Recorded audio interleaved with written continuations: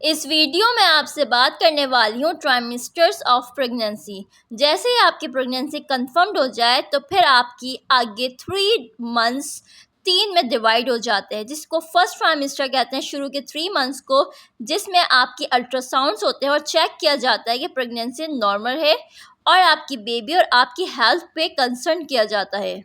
साथ ही आपको ये भी पता चल जाता है अल्ट्रासाउंड में कि बेबी ट्विंस है या फिर सिंगल बेबी है, और आपकी डिलीवरी की मंथ और डेट भी एस्टिमेट पता चल जाती है।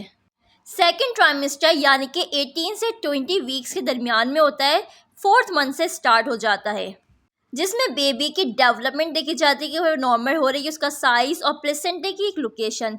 प्लेसेंटा एक ऐसी कनेक्शन है बेबी मदर के दरमियान में, जितनी भी बेबी को रिक्वायरमेंट होती है न्यूट्रिएंट्स की खाने की, वो सब प्लेसेंटा के ज़रिए ही मदर से जाती है।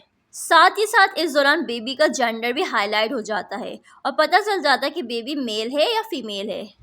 थर्ड ट्राइमेस्टर यानी कि लास्ट के जो 3 मंथ जैसे ही स्टार्ट होता है, इसमें चेक किया जाता है कि बेबी की ग्रोथ, उसका फ्लूइड और बाकी सब चीज़ें नॉर्मल है, पोजीशन कैसी है वो नॉर्मल है, अगर ब्लड प्रेशर, शुगर, आयरन सब ठीक होता है और बेबी की पोजीशन सेट होती है तो नॉर्मल डिलीवरी की तरफ ले जाया जाता है। लेकिन अगर कुछ भी कॉम्प्लिकेशन होती है तो सी सेक्शन की तरफ ले जाया जाता है।